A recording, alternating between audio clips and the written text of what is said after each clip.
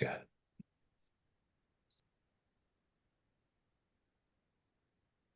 Drum roll, please. Action. And action. All right. Hello, everyone, and welcome to another episode of Process Live. I'm excited to get into this interview with Chris Hackett, who I have with me today. I've come to know him through the Film3 community, and he's been just doing some incredible work with AI and filmmaking and storytelling. Chris is a writer, director of photography, and owner and operator of I knew I was going to do that. Democrates. Expertise. Democrates. Okay. Okay. I felt like I tried to say that enough times to myself today, and then I wound up screwing it up anyway. So all right. You know what? For the sake of this being live, and I know I could cut it afterwards, I'm gonna do it again. All right. Hello, everyone, and welcome to another episode of Process Live. I'm excited to get into this interview today with Chris Hackett, who I've come to know through the Film3 community and who has been doing excellent work with AI and filmmaking. Chris is a writer, director of photography, owner and operator of Democrates Films, inspired by his roots in Brooklyn, New York. Chris, welcome to the show. Thank you for having me. How are you guys? Good, good. Just I think kind of everybody's feeling like they were shot out of a cannon into 2024, and here we are. Yeah. But aside from that, how are you No, doing? for sure. I'm good. It's funny enough that you say that, and like one of the new memes of 2024 is that guy jumping over the judge's bench and attacking her. And it's like, yeah, that's kind of how everyone feels, I think, in 2024, both on the judge's side and the guy jumping over side. Because oh boy, what a beginning of the year already, Yeah, it's like it's about to go down and it just got started. Yeah. So for Yeah, sure. exactly. Yeah. You know. So well, let's see. So as a documentarian, I'm always interested in people's story roots. And for you, I was doing a little bit of research here and there about, how I guess I'm just interested, and I want to just like turn this out to you, like as a starter. How did you become a filmmaker? How did you decide that writing and storytelling was something that you personally like were driven to pursue?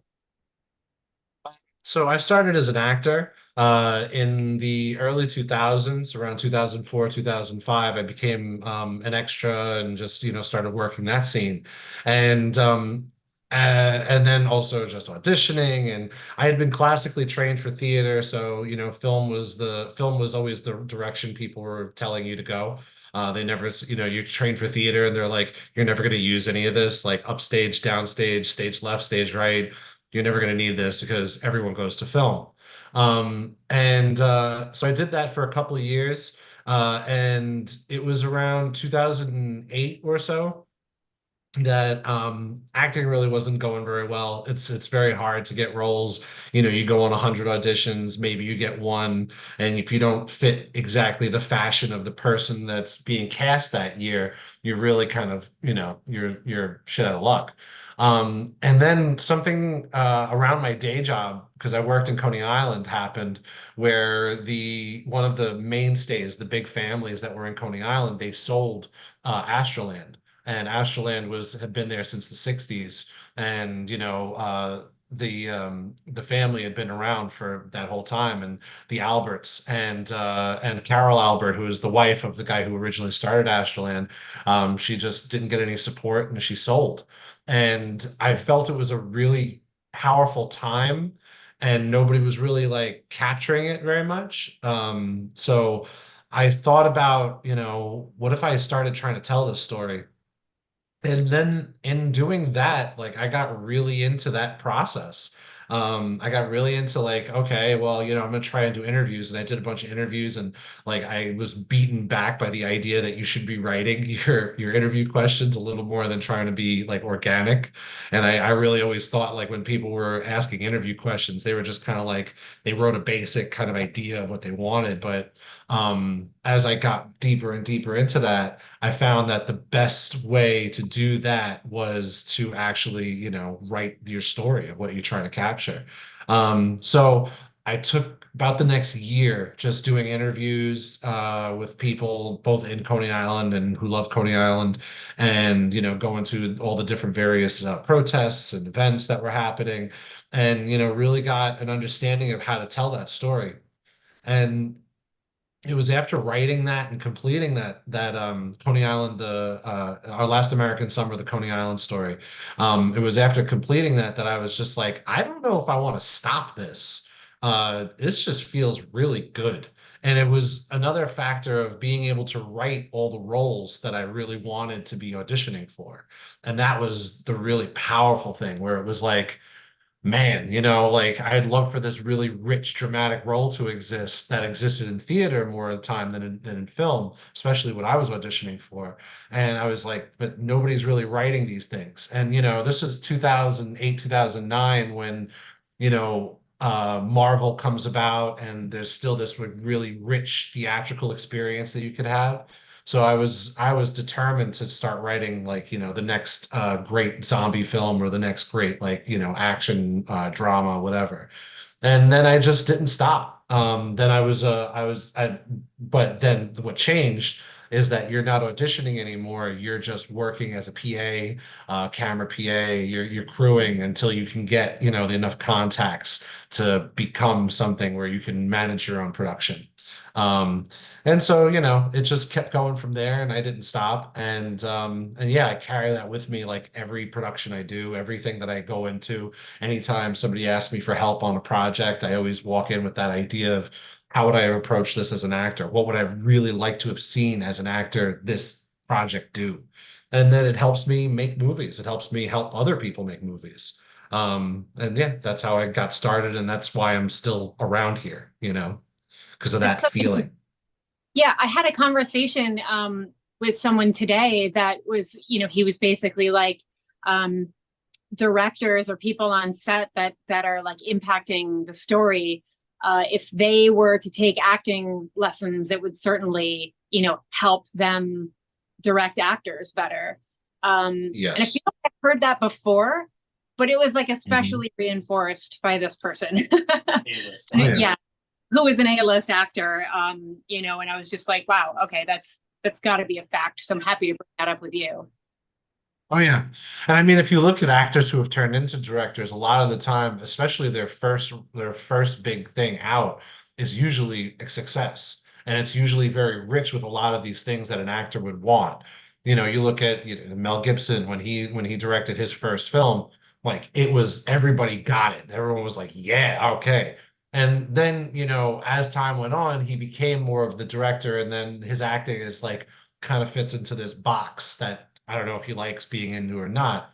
But a lot of actors who become directors, that's kind of what happens is that they get a feel of this thing and they're just like, oh, okay, this is what I can do with this mechanic that I know so well. Because you acting is a very, very different muscle than directing, but being a director and directing actors on set, you can empathize with a lot more. You can understand things from their level. You can let a character breathe a little bit that you wouldn't have probably if you didn't really understand like what that actor's trying to do. So like I very rarely give heavy direction during my takes. I usually go with questions. And I'm like, well, how did you when you did this, like what were you thinking? What were you feeling? And then they tell me, and then I go, I want you to pursue that. Like take that feeling and keep going with it. And Yeah. then, because I want them to make the direction and then give them and I want to reinforce that. And that's kind of the purpose, I think, as an actor, we never really get unless we get a good director. So it's just carrying both in hand when you're trying to do either. Yeah, yeah, for sure. And to your point earlier too, I think uh, what set me on the path of filmmaking was seeing one Stanley Kubrick quote that said, "The best education in film is to make one." And that's the spot. Like your first film, your second film, your whatever, and it seems like every single one that you make afterwards, it's just a series of experimentation and building off of the experience that you previously have, and also have like gained from other people, whether they're providing feedback as a viewer or whether they had a hand on set or in the storytelling. It just always seems to be like this, uh, like you're just building upon what you previously, have done. And I feel often for, for artists and especially actors, but, big names when they go out on a limb, honestly, and are like, I'm going to do something completely different, and they get criticized for doing that. And then you're just sort of like, well, aren't you an artist? And sort of your job is to be pushing the envelope and like, stretching out beyond the bounds of, that box that people may put Mel Gibson in, so I don't know if you've got any perspective, on that. I'm sure you do.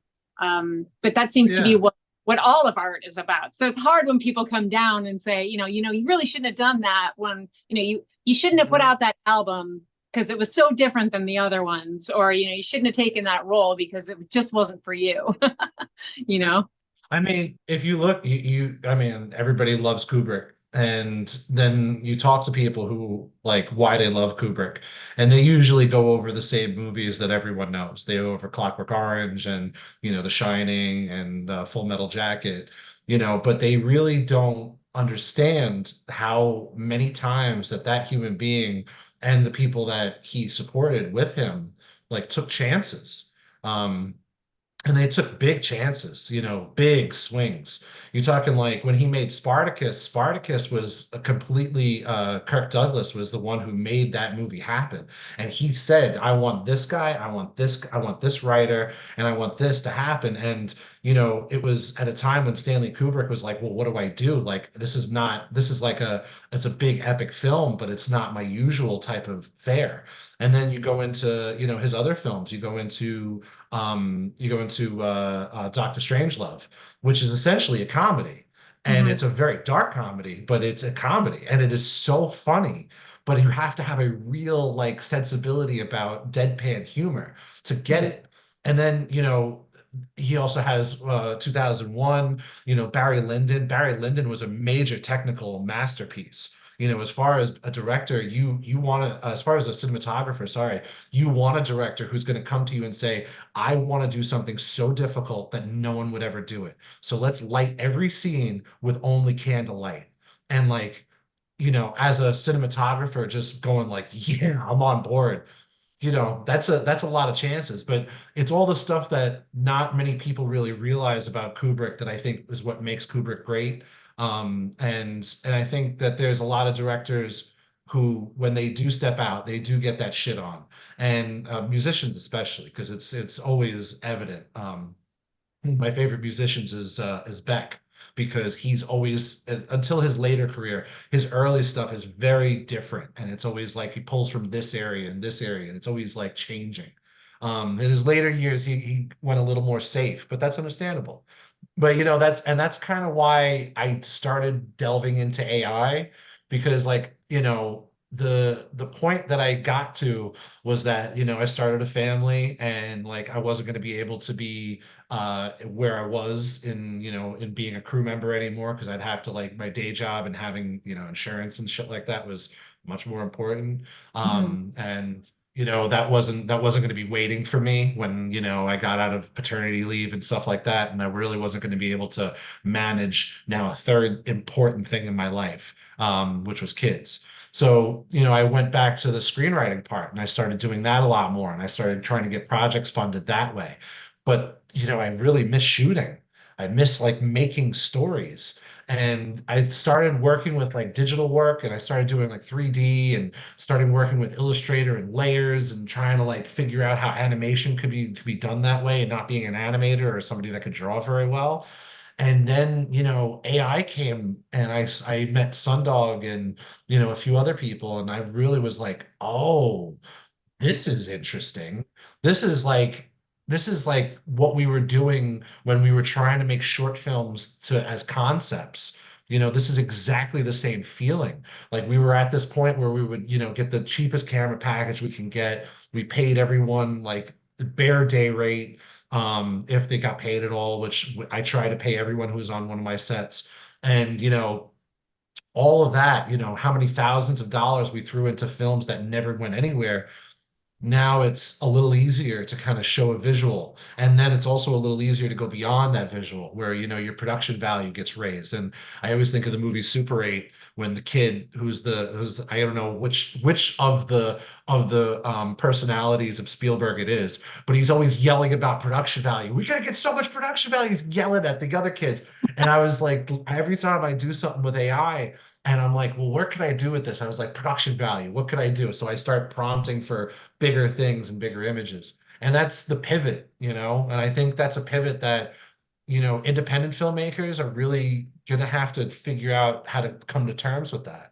Because do you spend a couple of thousand for, a short film that might not go anywhere, or do you try using AI to get you maybe even just the funding for the short film, where somebody could be like, oh, I really do see what you want to do, but I don't have enough. Like I only have $3,000, and if that gets you where you need to go, that's better than where you would have just been with a script, you know? And so that's my pivot, is that I went from being somebody who loves to shoot and loves to write to being somebody who still loves to write, but now shooting is more in the AI realm than it is in the shooting realm, until such a time as somebody wants to give me some money for a movie. Yeah, yeah, that's incredible. And I want to get into AI in just a little bit, and the work that you've been doing. Kind of what's interesting to me is like, is your background as an actor, and then as a director of photography, and then also like in the writing and storytelling that you've got and that you've been working on. And so it's just sort of like in my mind that it's the job of the director for the photo of it's a job okay it's the job of the director of photography to take both the love of filmmaking and the writing and like bridge that gap between the two so that everything can translate on screen like as intended. um can you go into that line of work a little bit, and talk to me about like what goes into making certain choices so that the story that you do want to tell does translate? Because it's easy as it's difficult to make it land, right? And it's easy to just hope that you got the shot that you want that tells the best possible version of that scene, I guess. So is it like timing? Is it the angle? Is it lighting? Is it something else that I don't know about? I mean, just kind I of take mean, me. yeah, I mean, it depends on the project. Every project has a different feel to it. You look at somebody like Danny Boyle's work, and I worked with somebody who does very, very much. Um, I forgot what the term is. There's a really good cinematography, a film term for this, but it's like very visceral, real stuff. And there's, a lot of shoulder mounted and a lot of things that happened in the moment, and a lot of things that almost feel like it's a documentary, but it's not. It's happening in a narrative way. And with that, that's all timing. That is 150% timing, because I've worked on a set like that as I was an AC, I wasn't a DOP, but the idea was that you and the DOP need to be one being, and that being needs to be listening to what the director is feeling about that scene, and you need to like capture that in that moment. And you also need to operate entirely on instinct, and those are great sets to be on. And honestly, I mean, I don't even know if I could do that anymore, because that's a young man's battle. Like being able to mount a camera, run through situations. You got to be small enough yet big enough to like handle the rig, and then also get into these like really tight spots. And if you're on a team, it's different, but independent, it's all that. But then you get into stuff that like is more conceptual, and that is all in the planning. And then what's great about that is it's all in the planning, and you throw out the plan. Because the idea of when it's like when it is the camera, when it is the lens, when it is the angle, the lighting, and such like that, it's how you plan that. And then when you're in the moment, being able to say, okay, I know what we did wrong here, and we could change it right now. And it's a little different because you're pivoting in a more intentional way, whereas if you were doing you know, a more visceral type of movie, you know, pivoting is everything. You're pivoting all the time, and you Mhm. barely plan anything because you really can't. There's just so much that happens. So, you know, I think that it depends on the shoot. I was really lucky with the people I got to work with because they understood how those two worlds like really meld, and I got to watch and learn. And I mean, I did this when I was an actor, when I was an extra, and when I was also working in my day job, there was a really good opportunity I had because the place I worked at was a it was kind of a museum basically, and it got rented for a bunch of different big shoots. So like I got to meet Ridley Scott, I got to meet I forgot the guy's name who directed Monsters Ball and Stay, which was the set I was on, and I got to be on the set of American Gangster, I got to be on the set of Stay, I got to be on a bunch of sets. And it was really good to have access to people just sitting at lunch, you know, and you get to talk to like these big people about how they do their things that they do. And you realize that, you know, they're all as human as you and I. And as amazing as the work that they've done, a lot of it is still like the same basic shit that we go through. You know, Mhm. like talking to Ridley Scott about Blade Runner was nuts because I was just like, you know, you're talking with such a it's an iconic film. It's just like you can't get any more iconic as far as the director. Like Kubrick has his iconic films, Ridley Scott has his iconic films. And you know, you get to talk to him about that, and it's just like, oh yeah, that was a mistake. We ended up just using that. And I was like, oh, like the miniatures and how the shot planned out. And he was like, yeah, well, we had this plan, and we kind of said, you know what, let's go from this angle, and we just did it. You know, and being able to just kind of see that and being able to talk to actors too. Like the day that they were shooting American Gangster where I worked, I got to talk to Clarence Williams III, who was, you know, he was Link from the Mod Squad. You know, he was like all these iconic, like, you know, he was the demon from Tales from the Hood. You know, he is Bumpy Johnson in American Gangster. And you know, you get to also hear how from the actor's perspective, you know, like how did that go? You know, you're in all these roles, like how did you do that? And then you get to hear how he did. And it was all just, you know, being in that moment and understanding where to throw out the plan and where to make the plan judge how you throw out the plan. So it really does depend on every shoot's different. When I would shoot, I would always plan to not have the plan, and like my storyboards would be as basic as possible. You know, I usually was writing the script that I was directing, so it was pretty easy to just go, oh, we should throw this out and just move on from here. And you know, it's all about ease too, because one of the great things that I learned from I forgot his name. His first name is Alex, but I forgot his last name. But he's a DOP. One of the great things he taught me was he's like, you need to make the rest of the team relax. Like they need to work when they need to work, but everyone needs to be relaxed. Anything that happens could be figured out. And, you know, he's like, some of the worst things that could happen on set, you know, may sometimes bring some of the best surprises. And, you know, it is a middleman position because you're as a DOP, you're taking that director and you're taking all those feelings, that artistic, that creative, and you're funneling it to your team that's supposed to support this of what you directed to happen. So, you know, you're really just translating everything. And as much as you're the master, like conductor at this point, you're still like making sure your team understands the goal and you're making sure that director feels like you know what he's saying to you. And then, you know, that's what's also being a great director is about is understanding that your team has your back.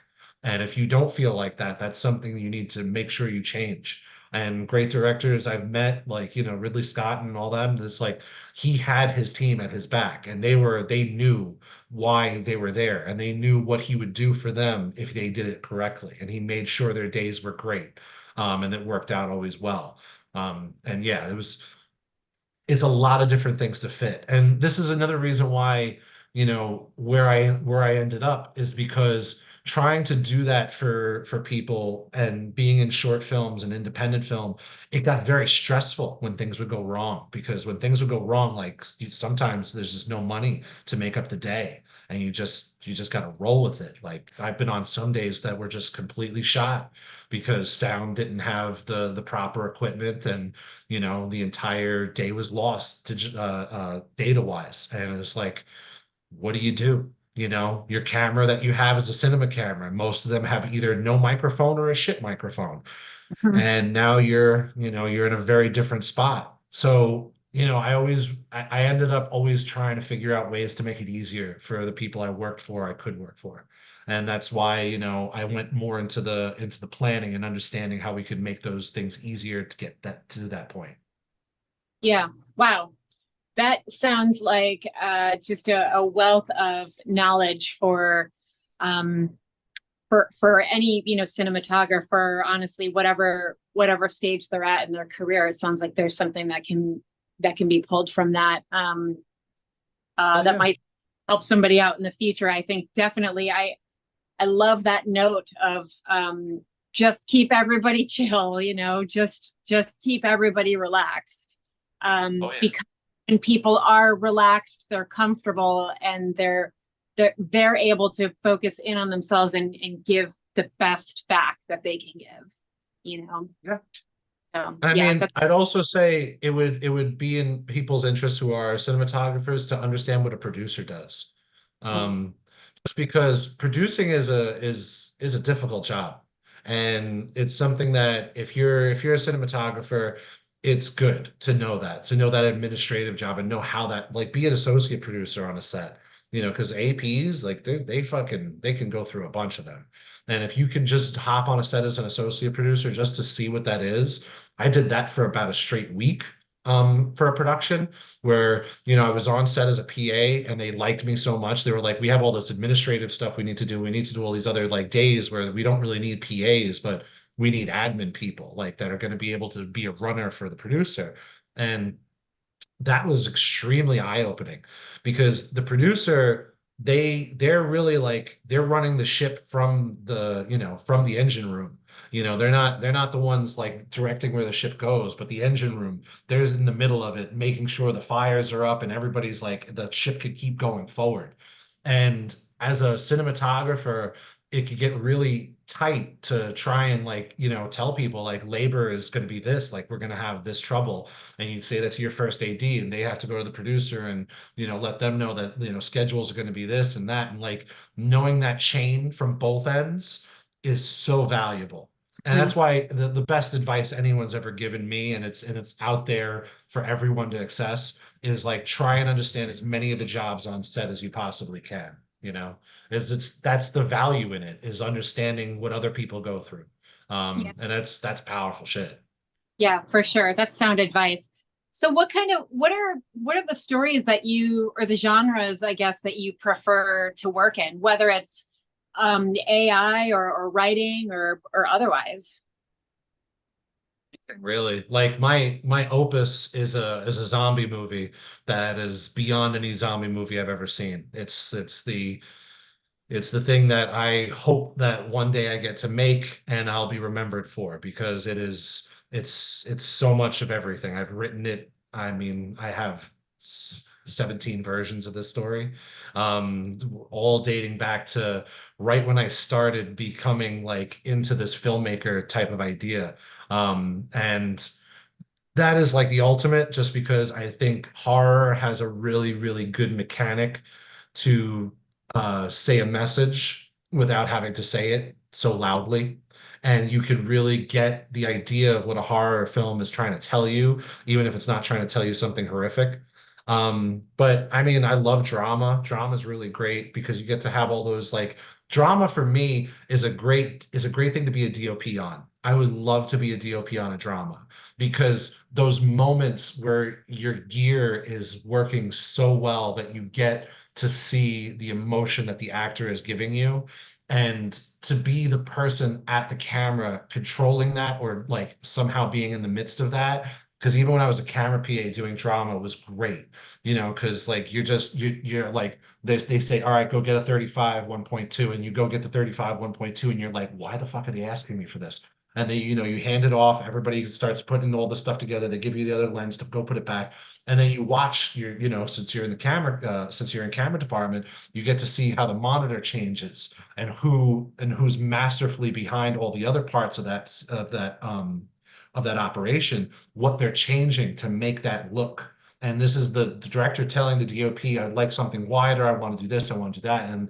getting to see that that's where I wanted to be on a drama, because that's where your gear is so beautifully important, and it's so powerful being that first audience member and being able to show those other audience members what it is that you see. Because like, your first AC, or if you're manually doing focus, it's all like right there. You're capturing that. And that fire is burning right in front of you for only you in that second, because you're the one that has to catch it. But for comedy, I would love to be a director, just because I think my timing for comedy is a lot more time to tune to my acting. So I think I have a better feel for comedy when I'm a director, because like as a DOP, I don't know how much that really works with comedy. Like I've done it and it's fun, but I really wanted to be a director in that. But yeah, it all depends on the genre. I mean, like for anything else, like for all the heavy VFX stuff is why I'm in AI, because AI will just like, up your VFX game in the very beginning, because I still think that there should be a VFX artist at the end really taking that idea and making it a more cohesive reality. Because that's the point. It's like AI is not just a good end result for a certain type of look, but it is also something that's a really good proof of concept. You got to figure how many times so many people use the technology that they had right then and there to do these things to just show a proof of concept. You look at like Spielberg's child films where he was using fireworks to show explosions, and then you look at Saving Private Ryan, and it's the same kid playing with explosions, just on a much bigger scale. And so I think AI is that bridge where you can have, and I forgot who said this to me recently, but I think it was today on the space actually. It might have been Alana Wilcox, who was an entrant into the contest. But Right. she said this thing about childlike wonder, and it is really what it's about, because AI allows you to play. And you are just doing the same thing you get to do in writing, where you're alone in a room, kind of like where I'm at right now, and you're just typing endlessly into a screen. And instead of just writing it, you can also kind of visualize it at the same time. And that's why AI for me, it's more like if I really need to up production value, then I'll use AI. Because there's a lot of ways to make that just that much stronger. Or if there's something like my friend Sundog's film, where there's no other way to express the visual mechanic of what that film does, except using AI, which I think that's more interesting to me than anything. It's like those films where it's so different that you have to use AI just because there's just no other way of getting it. Those are those interesting, powerful moments too. Just as much as like DOP on a drama, a director on a comedy, you know, any of the other genres, I'd probably want to be director, but there's those very specific genres of where I'd want to play, and I mean, none of them I'd want to be a composer because I'm terrible at music. But any of it, writing, directing, DOP, there's all positives about each of the genres. Yeah, yeah, that's great. Um, I want to dive into the work that you're doing with AI. I love that. I interviewed someone else from the space. Oh gosh, it feels like forever ago, but I'm pretty sure it was only a handful of podcasts ago. This animator, Rob Feldman, who has the show Psycho KO, is his show. He's got the whole cast of Napoleon Dynamite reunited to be the voices for that Yep. show. And he did his first episode, and he's got some other things that are coming down the line for 2024. But when he was talking to me about AI, he was like, I use it just for to help me along with concept stuff. It's just, he said, if you think about it, uh, for as long as artists have existed, if you're trying to come up with, a monster, for example, you don't just like sit there and just think about, what this monster looks like. You cruise around on the internet. Maybe you there's a monster from this movie that you love and also from this movie that you love, and so you're sort of like pulling the inspiration from those pieces, and then oh, but it's got a it has long teeth, or it doesn't have teeth, or it's full, it's got hair, or it's got an alien head, or however that like the look of it comes together, and then also what that monster does and the character building that goes around that. Just the way that he was describing how using AI as a point of reference for designing characters is something that he does.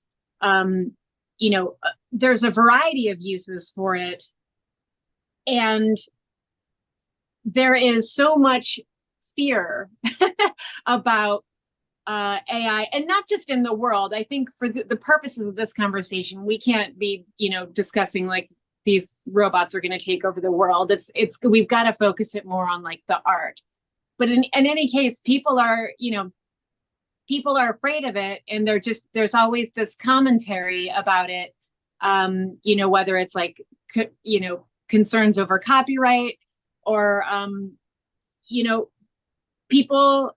A lot of the stuff that I see seems to be a lot of just fear-driven, and people oversimplify how it gets used and what it can do, and they put it in a black and white situation, as in like it is bad because copyright, instead of it is good because it helps other artists bridge the gap between either getting their film made or not. I'd love for you to kind of like give me your perspective on and offer the flip side of that, and also how you use AI. And yeah, just sort of like take me down that path a little bit, and like help dispel some of these assumptions that people have about AI. I mean, what you said is exactly right. I mean, you look at there are a dozen, if not more, YouTube videos about how there are painters who have influenced filmmakers. The one I see all the time, and I couldn't really see it until I saw a YouTube video on it, was how and I actually have been to one of the places in this film, how Scorsese used Klimt's The Kiss in the DiCaprio film where he's, oh God, what is it name? What's the name of it? Um, it's the one where he's going insane, and he's in this place in Massachusetts called the Oh, Haunt Island. okay. And what is the name of that film? I don't know, but it's driving me crazy because it's literally one of my Right. favorite.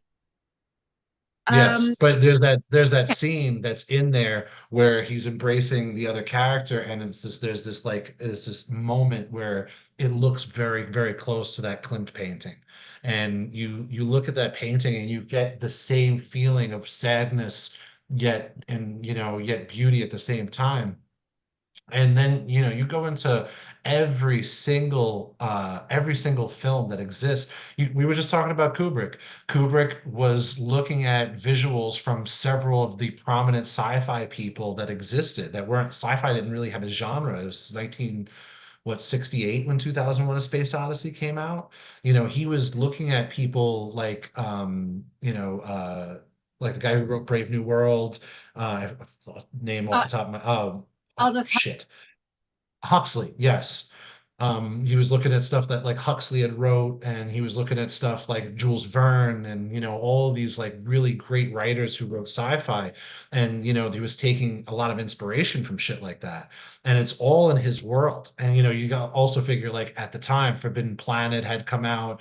You had all these great practitioners who were going into like B-movie sci-fi, and it was something really cool, and he wanted to make something different than that, make a really more grounded sci-fi movie. And it's one of the most grounded sci-fi movies that exists is 2001.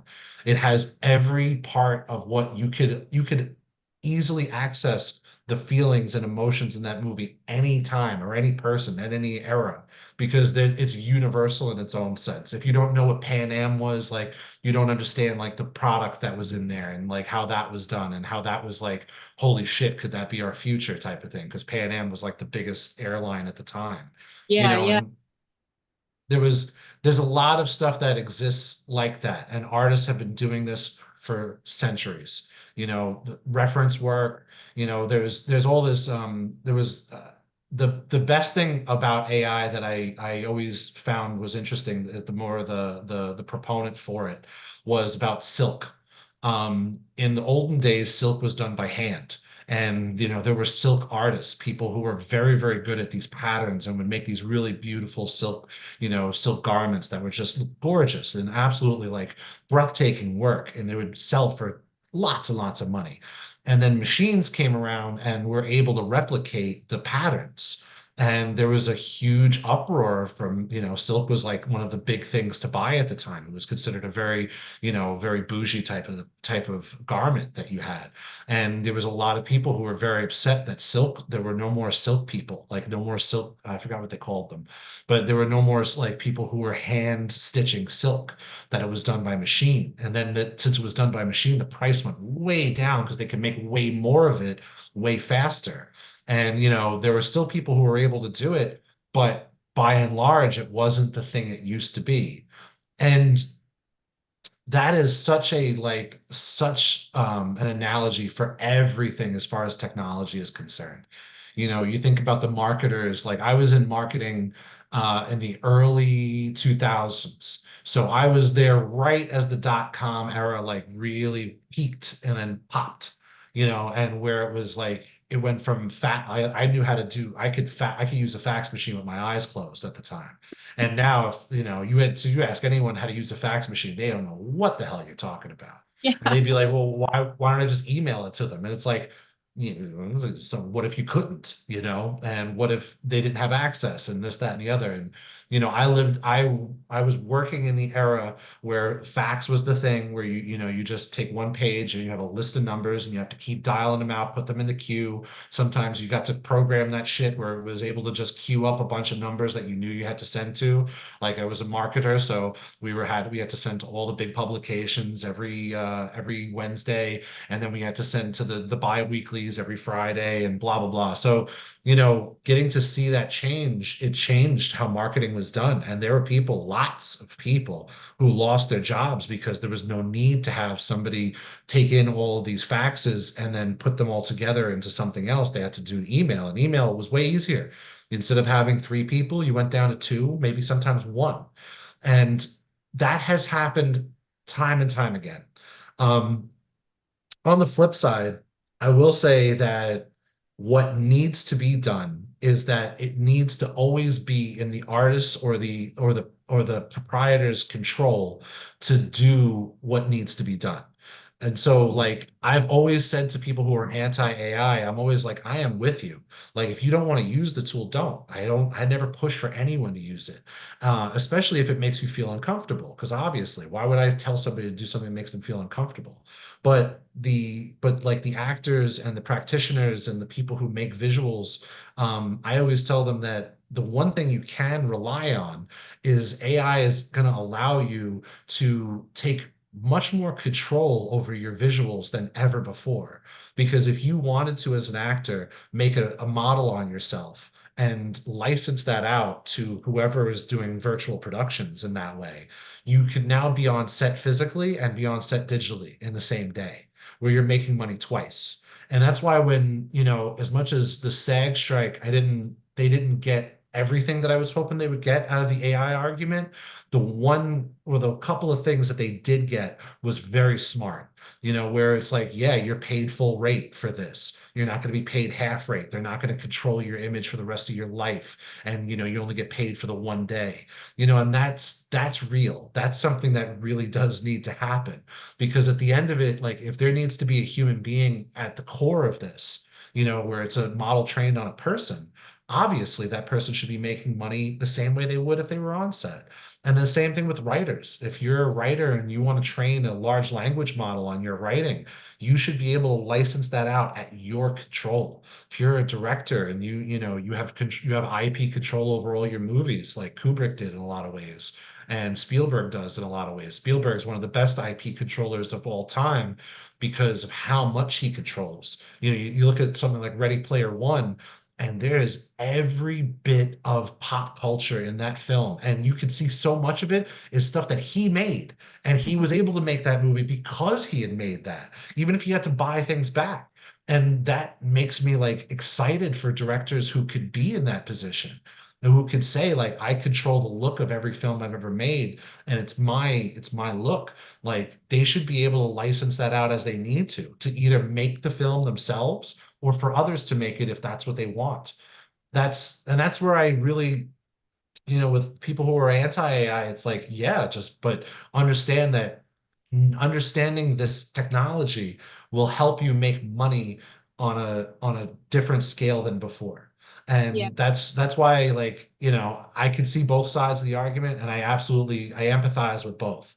And I also said this in my space a number of times. I want people to still shoot movies and learn why AI is more fun at times. And I also want people to use AI and to want to get on set to shoot that movie.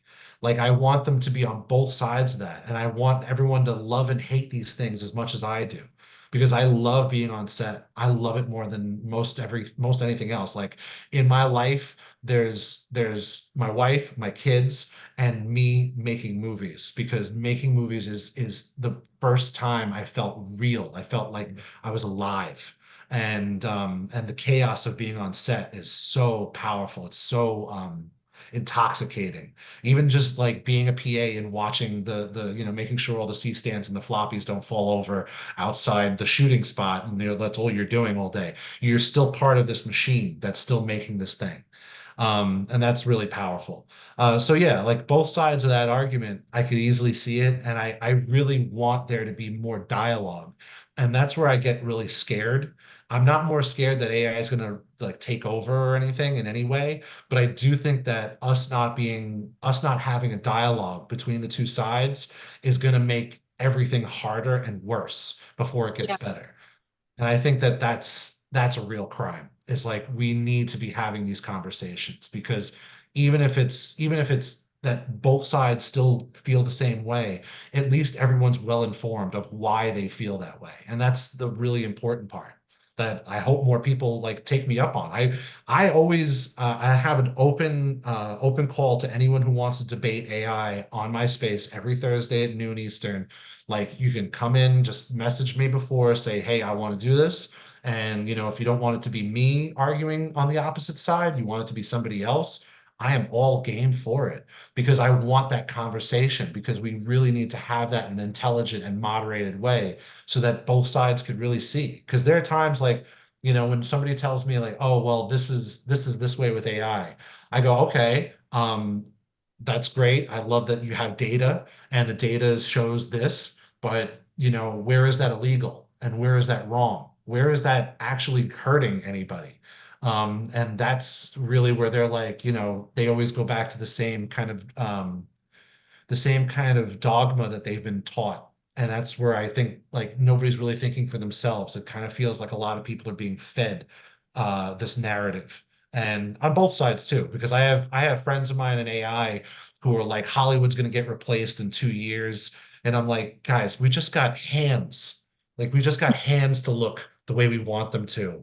Like the rest of this, we're really going to say that AI is going to replace it. We just got hands. Like we can barely get faces very well. So yeah, there's two sides to that argument, and I'm on both. Like I could see either one. Yeah. Yeah, that's a really good point. My next thing that I was going to say to you is like, um to me, AI, like it's really, really difficult to make something look good. I mean, flat out, this isn't, you sit down and type a bunch of whatever into, your computer, it spits you back an image or a 3-second clip, and then you go out into the world, and that's how you're ripping people off. It's like you can tell what it is. It's hard to make it do exactly what you want it to do, because it's only as smart as the prompts that you're giving it, right? So Yeah. it And I mean just the theft part of it is always like the same thing as you could do in Google, you can do with AI. There's so many times that there's these anti-AI people who are like, look at this prompt, and they prompt something that I always tell them the same thing. I'm like, take that exact prompt, put it into Google and search it. And if you get the same image that the image generator has gotten, all you're proving is that both general search and this image generator have access to the same data. So you're saying that Google is better than an image generator, and that's the other thing. If you're looking to steal, like there have been tools for decades now that have allowed you to steal. Like Photoshop is more than 2 decades old, where you could steal anything you want and put it in Photoshop and do whatever you want with it. And that's been done time and time again. Illustrator has image trace, where if you wanted to take any artist's art style and you wanted to replicate it, image trace has existed for, I think, most of the time that Adobe Illustrator has existed. And that's like straight up, you could copy it, where you now have a vector image, which is infinitely scalable of that artist's style, exactly what they made. And I mean, like, if you're prompting for something else like that, like an artist's name and using their style and using their IP, like you're looking to do harm. But if you're a person who's just an artist and you want to make something new, you're not doing that. You're trying to do what you just said. Like you're trying very hard to make something out of what you're thinking and to put your thoughts into visuals. And it's not easy. And even the tools that are making it easy, they're not very accessible, and when they are, there's always difficulties. So yeah, it's like bad actors are going to be bad. That's just the way it is. And that's why we have laws and everything to like make sure that that doesn't happen, that those people can't benefit off of it. And I think that's the reason why I'm a little frightened, because not having the conversation is what's causing people to say, oh, well, this needs to get harder for everyone.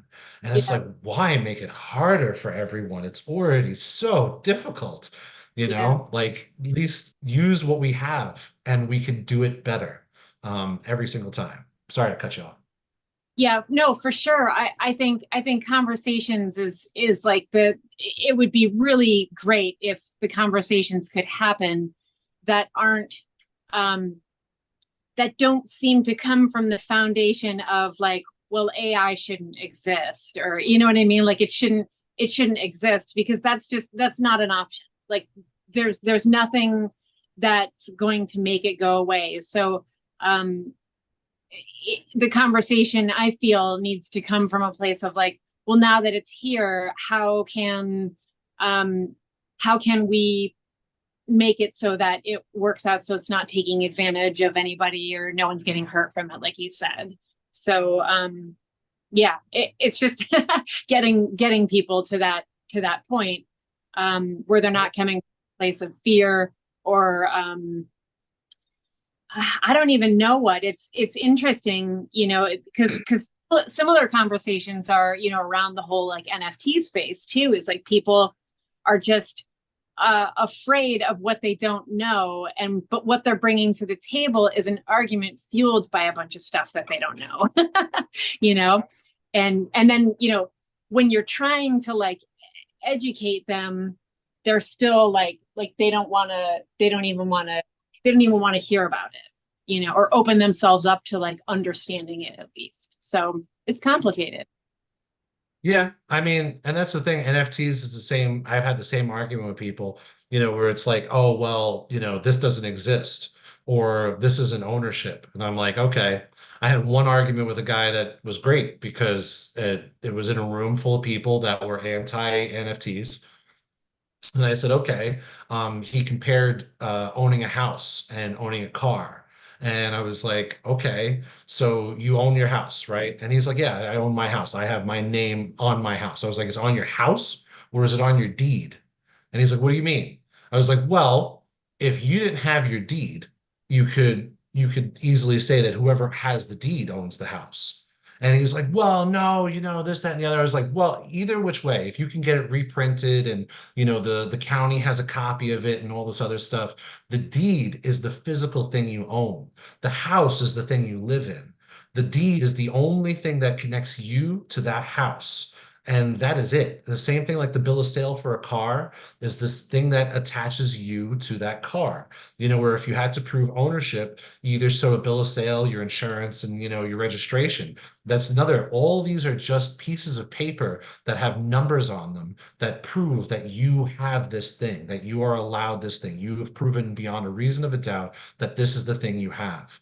And how could you say that that is real when NFTs are just the same thing? It's a piece of digital, work that's a number that states that you have this thing, and it states it by your wallet, which is another number that shows that you have this thing. And it's a lot of arguments where there's people who want to just overcomplicate it by, saying that it's not this and it's not that. And then when in reality, a lot of it is the same. A lot of it is, AI, it's reference materials being used, billions of data points being used to make, an image. It's the same thing as anyone who studies anything. You take from your experience and you make the thing. NFTs, it's just registration of a thing that you own.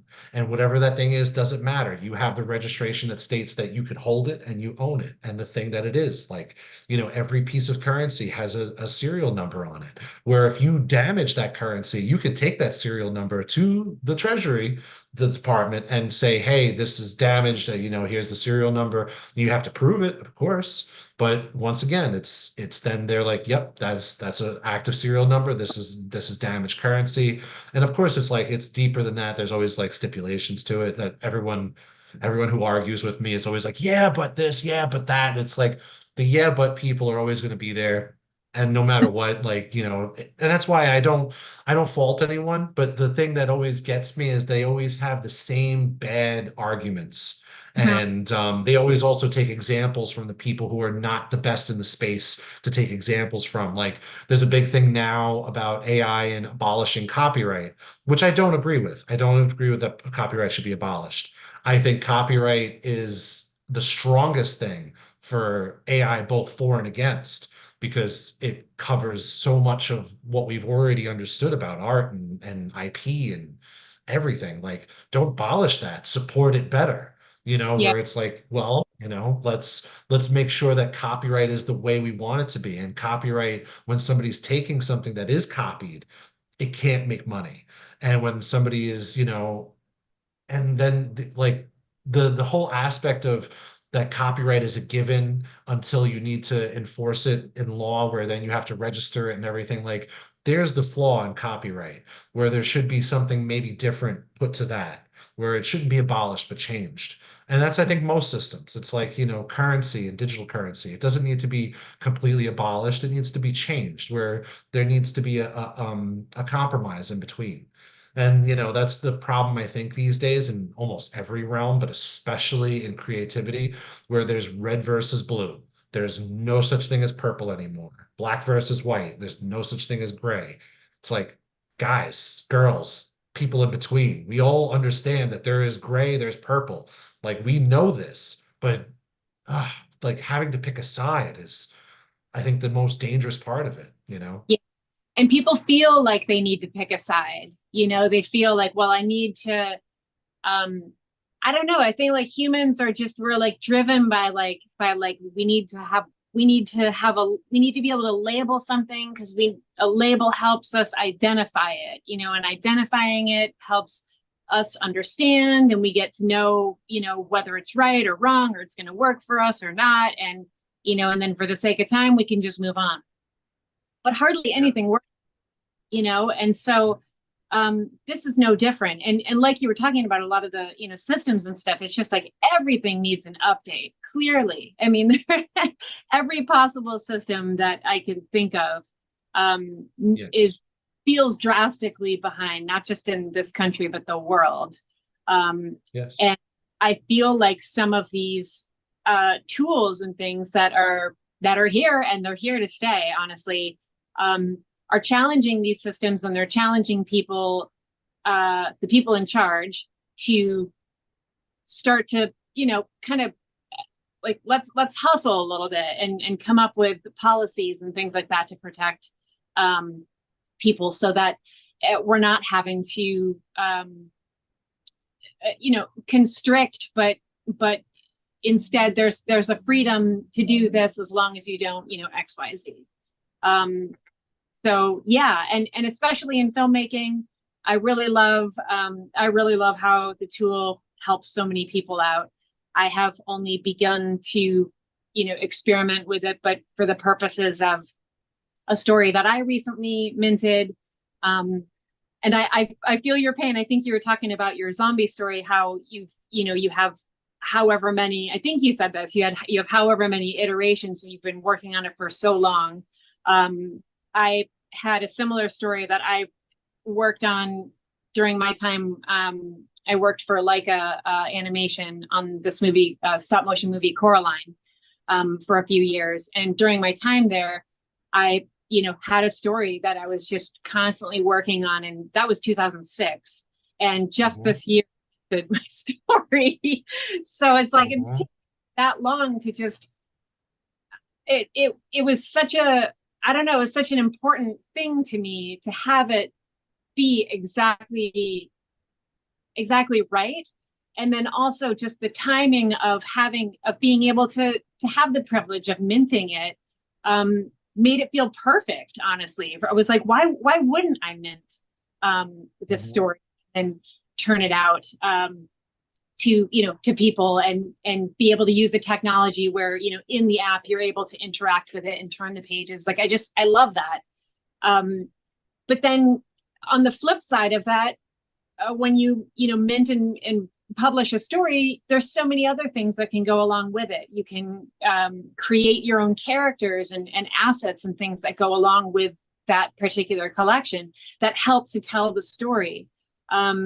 And one of the things that I did was, I was having a hard time. I started out Googling, different houses and mansions and things like that I thought would be suitable for one of the characters that I have in the story. And I wanted to create that as a piece to go along with this collection to help tell the story.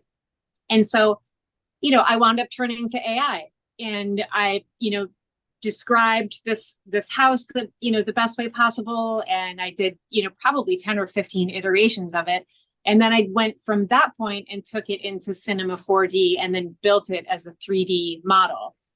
I don't think I could have done that using a real house on, from Google, because that's going to be somebody's house. That's a little bit weird, So it was nice to be able to have a fictitious house to work with and be able to pull the inspiration from that. Not everything from the AI house made it to the 3D house, but it's exactly how I would envision it in the story that I've told. So, and then the same goes for creating, like I was saying before, creating a monster. I've written this monster. I feel very much like when I close my eyes, I know what it looks like in the story, but then there's certain parts of it that are missing that I can't quite place. And the only other way I can think of to do it would be to sit down with an artist who's really skilled at character development and be able to describe this character as much as possible. So in the interim, I've turned to AI for that and tried to, create, what I think this monster could look like in the story. So, ultimately I'd love to have that story turn into a feature. But until then, it's really nice to be able to rely on some of these tools, not being a huge, film studio, to be able to rely on tools to help me visualize everything that I feel is needed. So, yeah. This zombie film, I had friends of mine that were artists, and I paid them, and I paid them whatever I had at the time. Sometimes it was, stuff I had around my house that, we just so happened to both enjoy. And sometimes it was money, and every single time we did really well with a lot of the character concepts. I had a hero that was a priest that has fallen from faith, and the guy who I had like solid, he nailed that image. And the zombie part was easy, but there are these monsters that are in between where I'm taking from a lot of different genres, a lot of different ideas. I'm using terms from here, I'm using visuals from here, and it was very difficult. And I don't fault the artists that I spoke to about it. It's a very different concept when it's something in your head and you're not able to like push that out unless you're physically able to make it somehow, Yeah. and like with AI, I have a very tight group of like AI artists who I talk to who, they understand, they know my journey with this because ever since the early days when we were all using Disco Diffusion, I was trying to get this visual. I was really trying for it.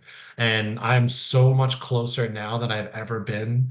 And to a point where I have decks worth of these monsters that I want to put into this world, and they look nothing like anything else that I've seen ever.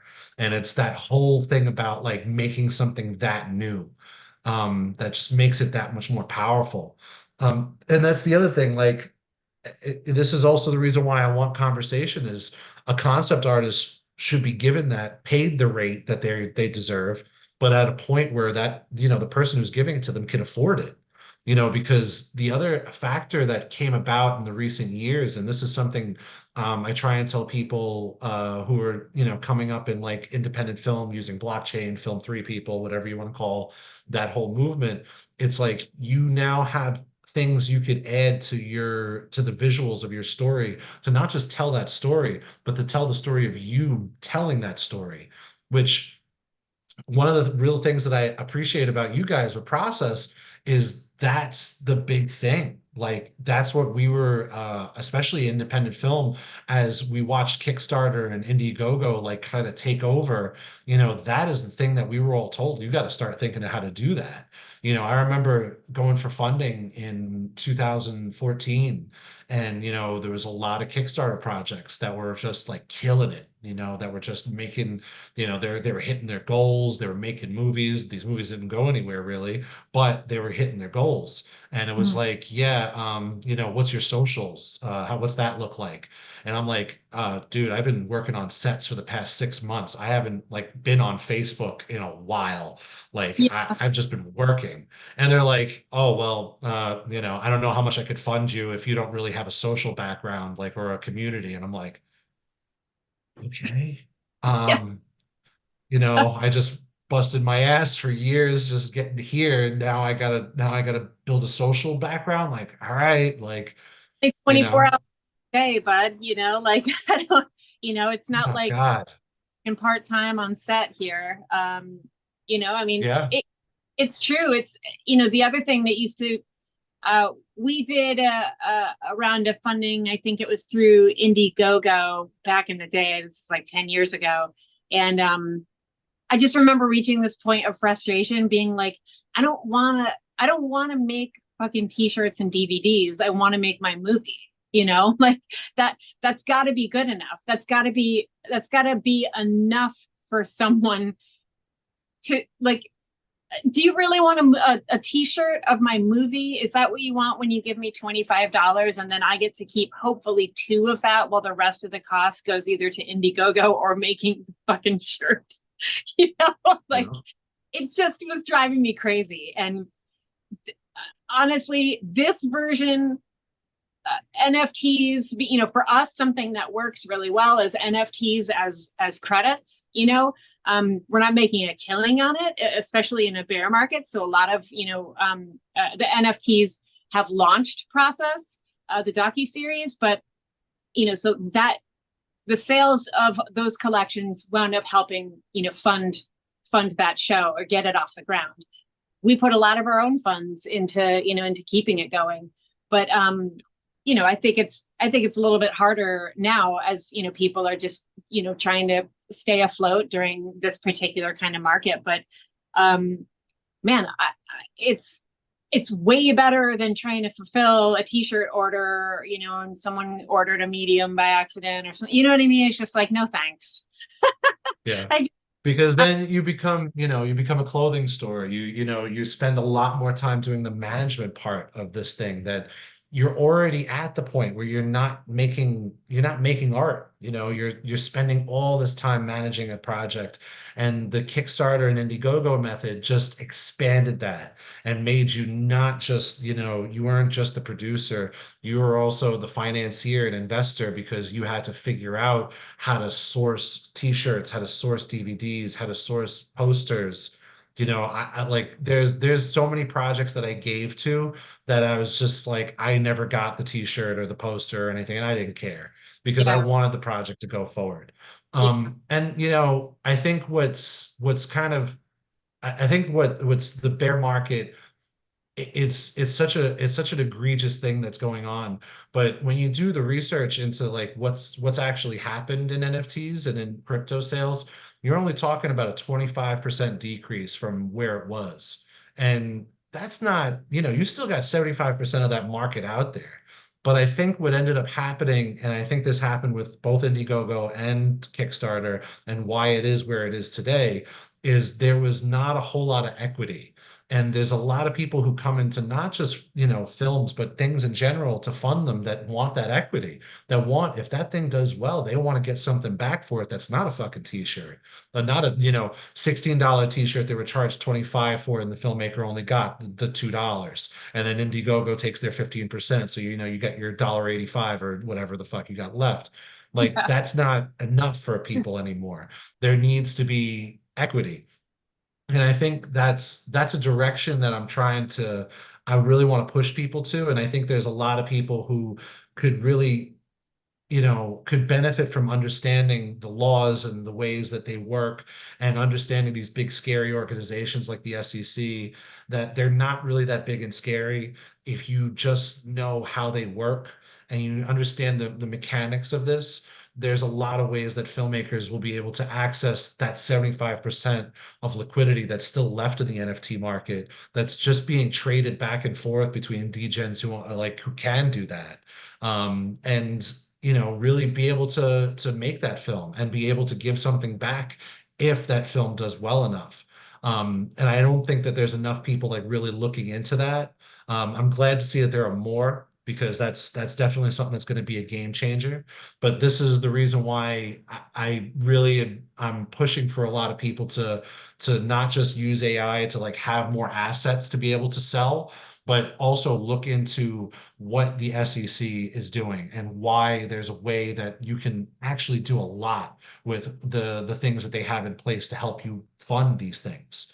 And most of the people who are using it are like companies, like startups. They're the ones who are really accessing the understanding of this. But startups are only, films and startups, they have the exact same ideas. They come from absolutely nothing. They get VC raises and, and in film, it's like you get investors and stuff like that. And that they're not very different worlds when it comes down to the management, the business management side. It's about trying to make something very big that is, supposed to do what it does in the market. And it's more of the chance it's going to fail than it succeeds. But the way that business looks at it and the way that films look at it are totally different. And I don't think it needs to be. yeah, And producers know this, but a lot of filmmakers don't. And they're just like, well, I just got to go find me a whale and, I'll have my film. And it's like, there's not many of them. There's probably more people who want to see your film than there are whales who want to finance your film. And that's, I think, something that we learned from Kickstarter, but it died with the idea that they were not getting anything back for it. So I think there's a world coming in the next couple of years that's going to change a lot of that. I'm planning on doing something big to change that, but I do think that you're on the right path of understanding that there are ways to have art and assets from what you do as an artist, like really be able to fuel your ideas and your process and your ultimate goals. yeah. When you say, when you mentioned the SEC, are you talking like in terms of like having an understanding of how that works and the language or the way that you would offer someone a return on your film? Because the the narrative is like movies don't make money, you know what I mean? And that's kind of, I think, what frightens a lot of people, and especially like indie films and especially documentary, right? We always hear that, like, any money in documentary. Um, and so therefore it's like it's hard to get someone to come in and be involved, because they know that it's just going to come, that's just, here's money from my heart so that you can produce this, and if I ever see a dime back, then we can have a beer over it. But like, is that kind of what you're talking about in terms of like having a better understanding with how the SEC plays in this? I mean, so the SEC, like every other organization, they want money. They want to be paid for whatever they do and whatever they manage and enforce. So, a lot of the conversations I've had with trying to finance films, you always have to have those 2 pages in your deck that state that 98 point something percent of films usually fail, blah blah blah. You have to go through the risk assessment and everything like that. And so I saw that time and time again. But then when it came down to like, all right, that makes us safe, right? And they're like, no, we have to go to only certain people to do this a certain way. And they're accredited investors in the SEC terms, and there's a lot of that. But what came about from the Kickstarter and Indiegogo era is a thing called regulation crowdfund, because they were seeing people put money together to make things. And the SEC saw this and saw how powerful it could be and how many times it was repeated over and over and over again.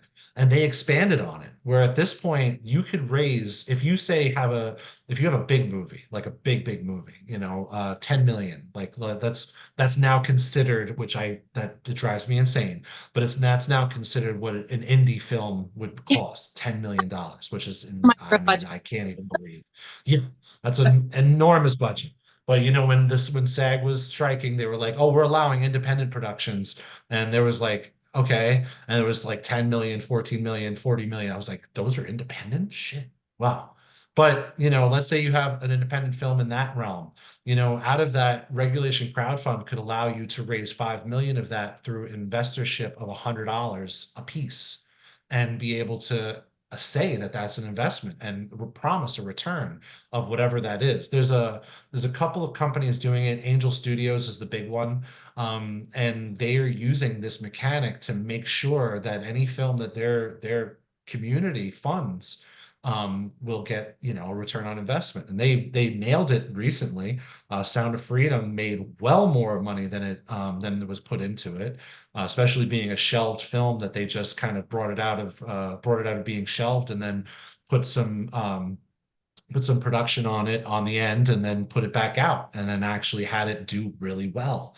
And, this is something that we as filmmakers could really understand better, especially now that I mean, it's the expectation that if you're a filmmaker, fundraising, you have to know at least something of it, because accessing a producer, it's harder than ever. Literary agents, producers, and management and all this, it's not getting easier to approach these people. It's getting harder. Where if you can raise any amount of money, that's a big deal, and especially if you have people that already want to see your movie and really want to see it succeed and want to see it succeed enough that they're willing to put money down on it. That's amazing. Like that's a producer's dream to say, oh man, this is great. You already have equity on this. Like, there's a lot of good things that could come of that. And then we also have things like blockchain. And there's a lot of intermediaries that are looking at blockchain as like really powerful ledgers, because every producer I've ever spoken to about how blockchain scares them, it's they never say it's about the ledger, the ability to know where the money is coming from and where it's going, and the ability to know who these people are and to do the KYC on it, the know your customer type of stuff, where there's ways of controlling that. So that's the thing about the SEC and about investorship and financing and fundraising that more filmmakers should really start to like look into and understand, because there's a lot of power in being able to do that. And if you're like me, where, something saying that it's a $10 million film is independent, and you could make something for way less than that, and you could figure out how to put a return on investment, that's going to be really powerful. And it's not expensive to do in relation to how many other things are expensive in film. You can always do your own research and look into it, but that is something I really think that more filmmakers need to look into, especially because where Hollywood is going, where, you look at something like any of the recent Marvel movies and you see that as much as they've made their budget back, they didn't make well more than their budget back. And Yeah. there's a lot of like straight quotes from all the big studios that are saying that they are going to decrease budgets over the next couple of years, and they don't intend on doing these big spectacle films. Like they're looking back at the indie situation, and they're looking at people like us who are going to be, maybe making the content they want to put out. So that's why I think understanding what return on investment could be for anyone who's into your film, and not having to do the t-shirt shit anymore, like that's going to be powerful, That's because a lot more people will be interested if they can make money back than, getting a t-shirt or a poster or something that they may never get anyway, because sourcing is hard. yeah, yeah.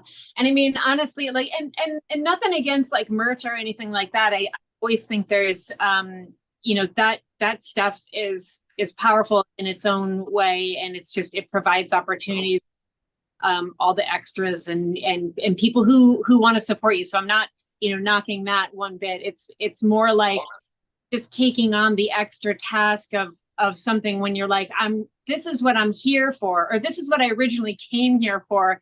And now I'm over here doing this instead of worrying about the story. And I really should be more focused on the story more than anything, you know. But I'm over here sending shirts. Yeah. It's just a bit much. So would Mhm. you say like this new year that we've got, now that we've turned the corner on it, is that this is kind of an area that that you've got some interest in focusing and like shaping a little bit in the space? Yeah, I mean, I've been in the Film 3 community for a really long time, for about 2 years now, which in Web3 space, that's you're getting old in that point, where you can remember times when there was a bull market, and a movie that was made for $700,000 got their funding like really quickly.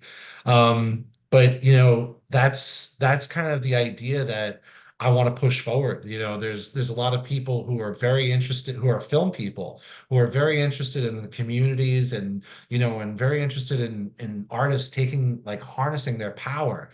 And then you look at how many artists, when they do harness their power, like how strong it is, and how there are people there to support them.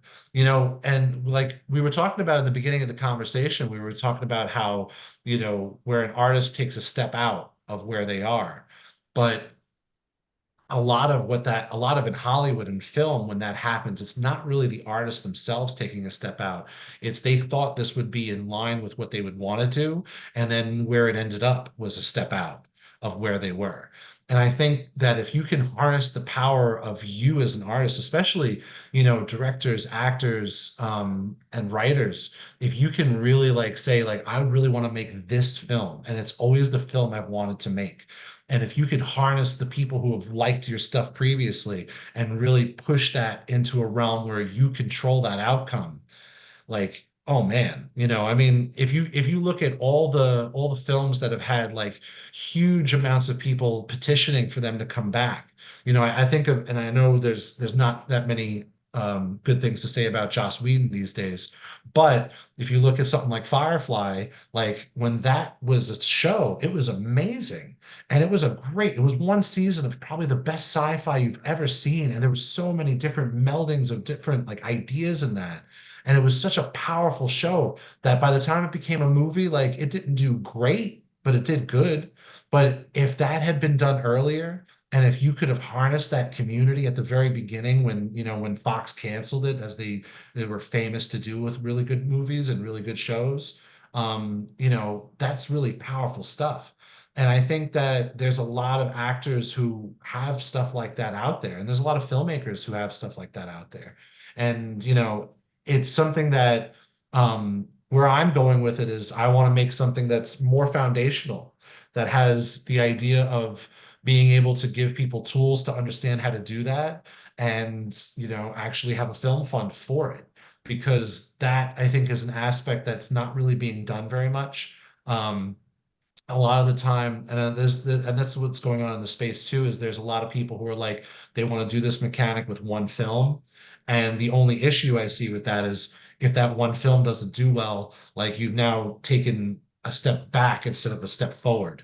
And Right. that's almost scarier to me, because like we were saying earlier, when you are trying to finance a film, there's got to be that risk page where 98 point something% of films fail. And one project is that's a lot of juice to have to push into that. Mhm. And I think there's a way to spread that out and do that better, and also get people return on investment for that. Because that's the other thing. The FCC, as scary as they are for some things, they are really about trying to make sure that all risk is mitigated. They want to protect, even if it's a small group of people, they want to protect people from being, completely rugged in the Web3 term.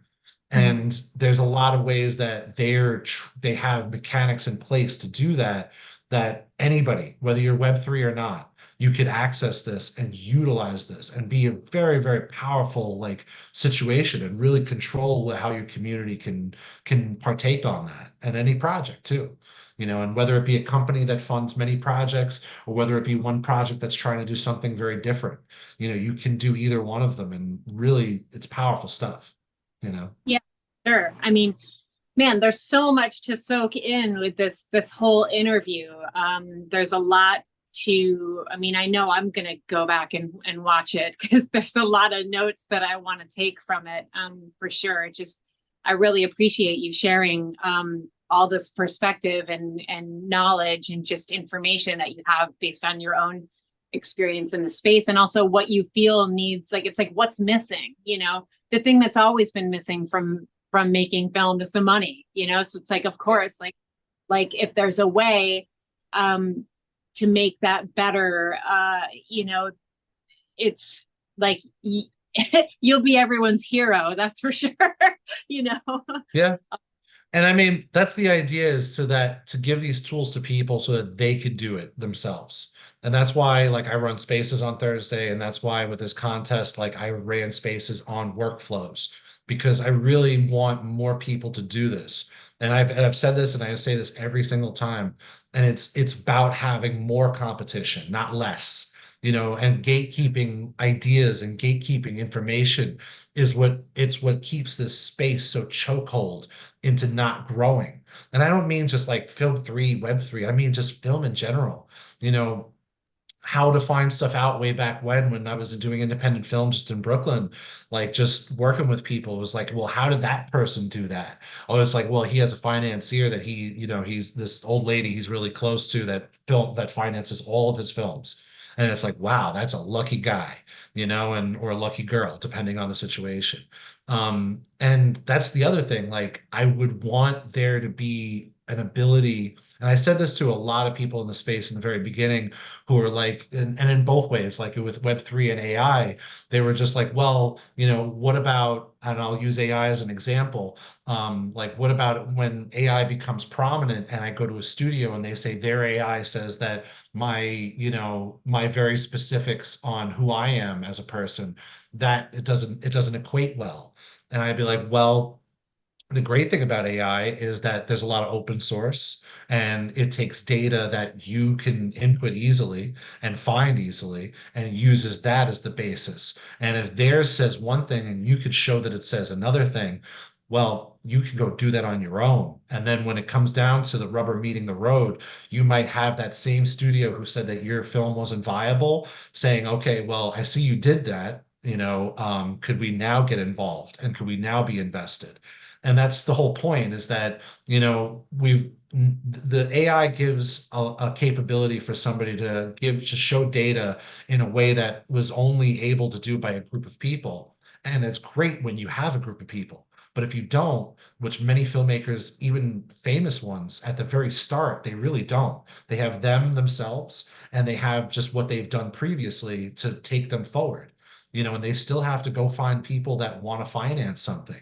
And even the famous people have doors slammed on their face because the person who on the other end is just like, no, I know you for one thing, and I don't want you to do anything but that one thing. So this idea that you have that could be so good that you think is going to be so great that the people you entertain, you think they're going to like it so much. I don't think so. Door shut. You can then go to them and be like, well, I have the data that backs this up. And if you don't want to do it, I'm going to take this data and do exactly what it outlines for me to try.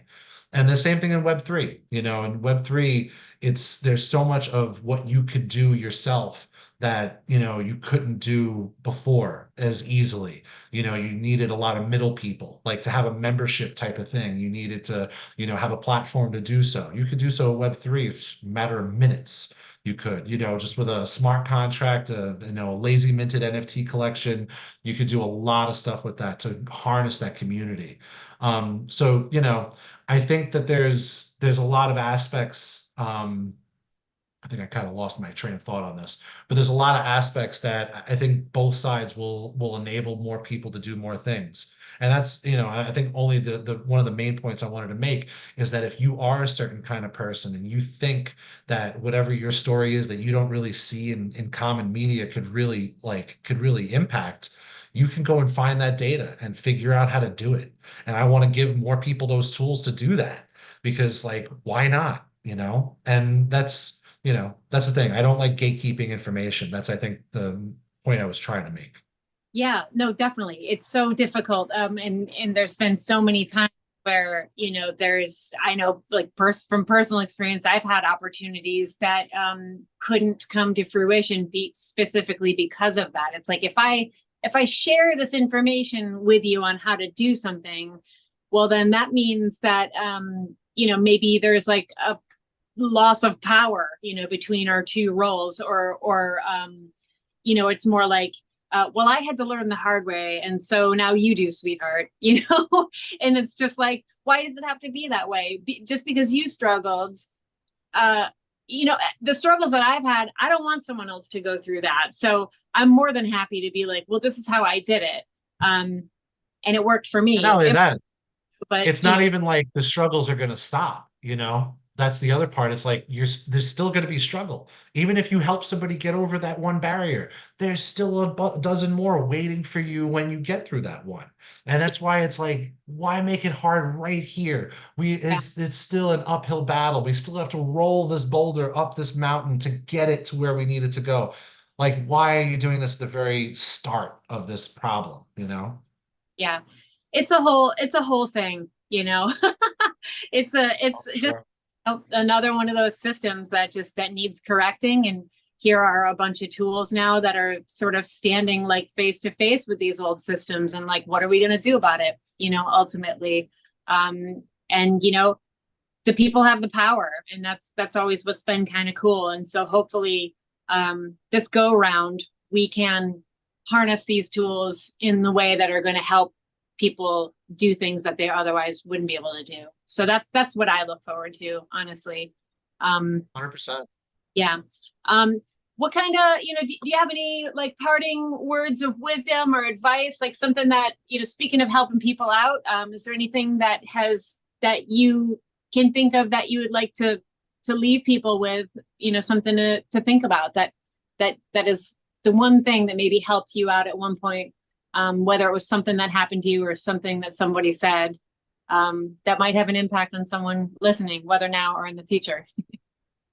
Um, it's always be learning. I mean, one of the great things about, any of your heroes is that they were always a child of learning. It was never about how much they knew. It was about how much they didn't know and they were going to try and find out. That whole chart of like fuck around and find out, it works in a very positive way too, because when it comes down to creativity, the whole like fuck around and find out is really the point where you get to understand what you're making and how you're going to make it.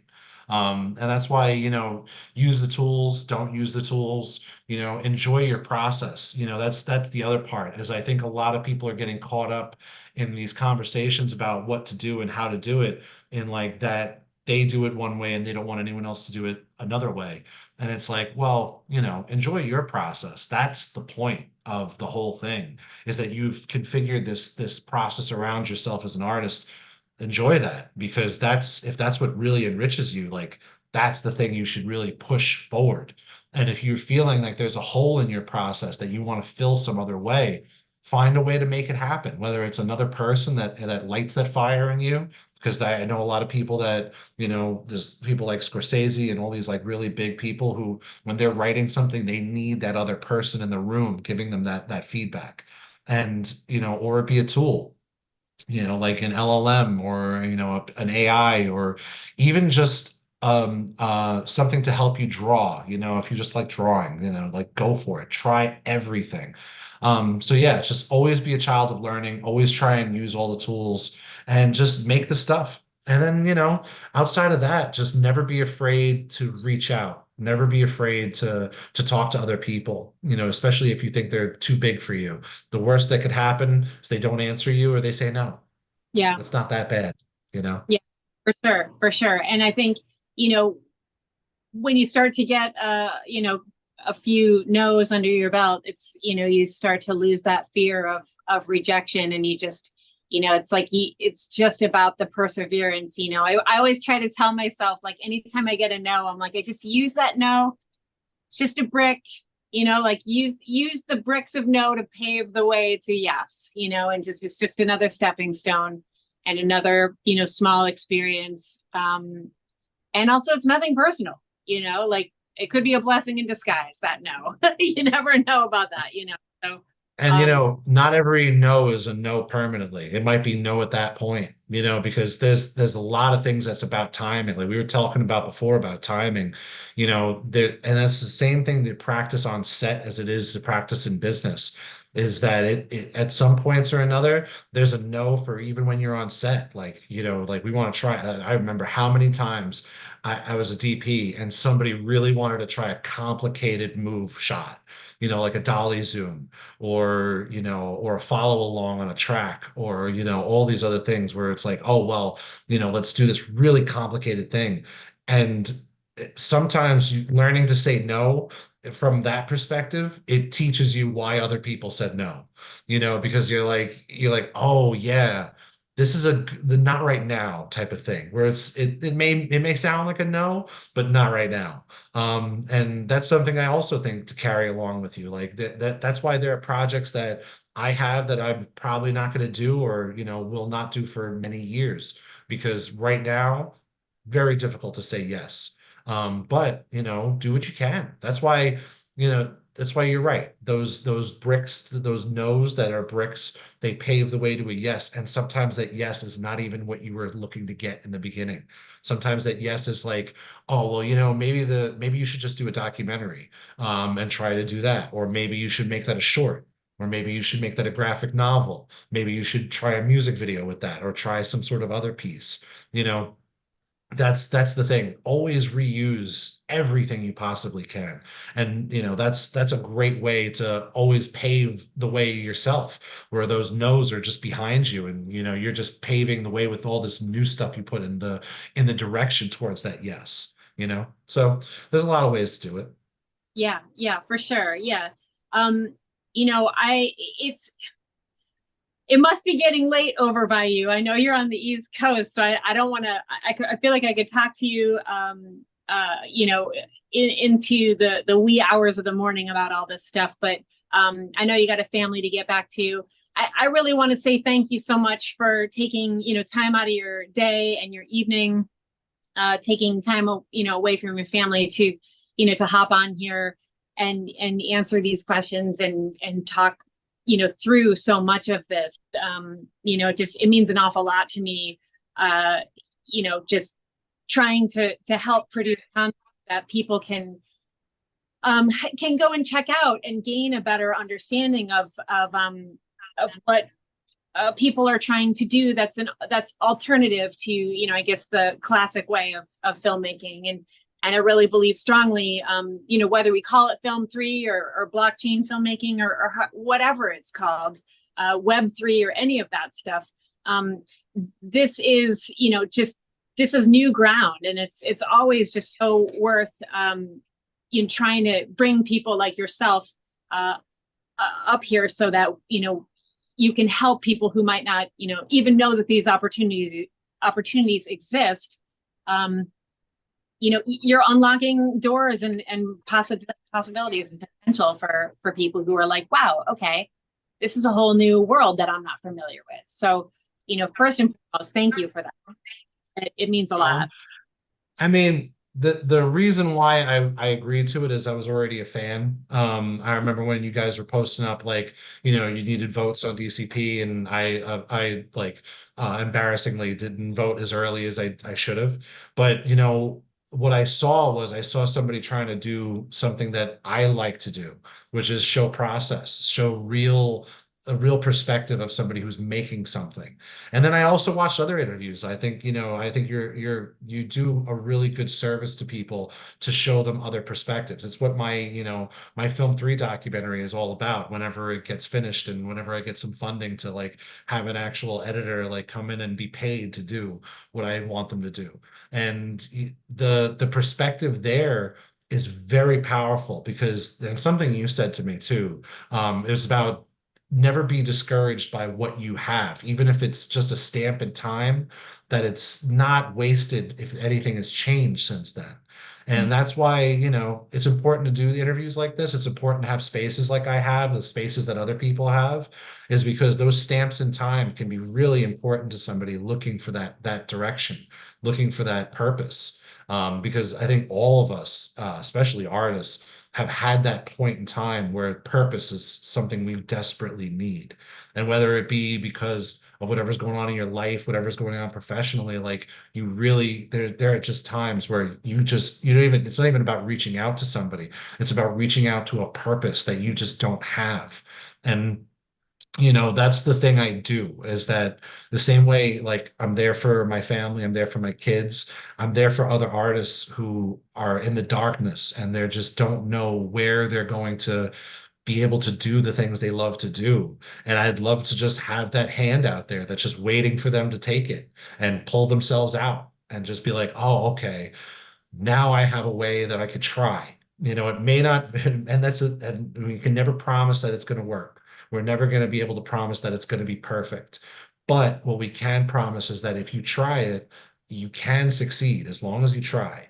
And it's when we don't try, it's the classic thing. I don't know who said it.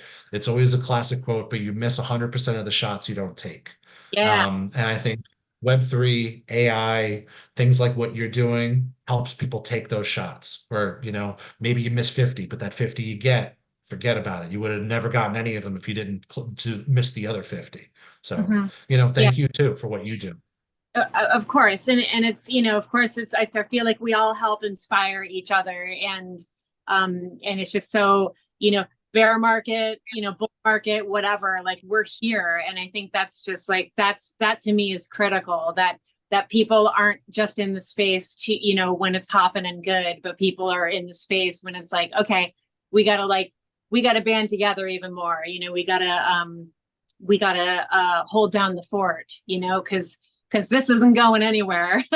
If anything, it's only up from here. And so that's just, it just means so much to me. And the other thing that I want you to do, I know people are going to want to know where to follow you and where to follow along with what you're doing. And of course, I'll have to have you back on here, maybe with Keith, and you guys could talk about Cameras Up, Guns Down. That's another project I wanted to highlight, but it's just there's only so much time. So what, can you drop your socials? I hate to do that. Yeah.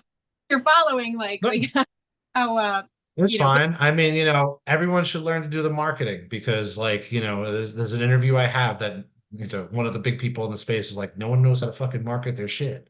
But yeah, so on Twitter, I'm the Hackett Man. And if you search Film 3 in any which way, you'll most likely find me along with a bunch of other crazy people that I know very well in the space. Democratesfilms.com. That's been my company since 2007, 2008 when I started to do that documentary I told you about. That's also been one of my names. If you search Democrates on anything, anywhere, anyhow, I am that. That's me. That's been, that was my whole idea of like when I saw the Matrix, I was like, oh, I'm gonna be this person on the internet. And I've always been Democrates. And that's, that'll get you an intro into the world that I'm in. And, I'd suggest anyone looking out for me, follow people I follow people I interact with, follow people that I interview, follow people that I talk to, because it's really not just about me. It's really about what everyone else is doing around me, because we're all like a part of that scene, and that's why, yeah. And then, Keith is in my ecosphere. You find me, you'll find Keith. You find me, you'll find AI. You find me, you'll find Web3 and Film 3. And, just really enjoy that journey. And then, if you need anything, I'm always available. My DMs are almost always open. So, anyone looking, I'm always here. Right on. That's so great. Cool. Well, thanks so much for your time once again, and thanks to everybody who joined us and listened in. You could catch this episode will stream again next week at 3 p.m. PST. And you can also catch all the other episodes of Process, whether it's right here on the YouTube channel, Pharcyde TV, or through pharcydetv.com. We stream the other Process lives through that channel, and also have brand new ones such as this one. In addition to that, there's so much other great content. If you go to pharcydetv.com, there's other really amazing podcasts and live DJ sets and all sorts of just different pieces of things that come up on that channel that are just really cool and fun to pay attention to, that aren't just music related. So there's kind of something for everything there. And then also I should say as well that if anyone listening happens to come through the Portland area through the airport, be sure to check out our docuseries Process. Believe it or not, the Portland International Airport has a movie theater in it, and it's free for travelers, and you can come in and check out the first episode. So we'd love to have you, and we'd love to hear what you think. So without further ado, I guess that's it. Thanks everybody for joining us, and we'll see you next Thursday at 3 p.m. PST. Thanks again, Chris.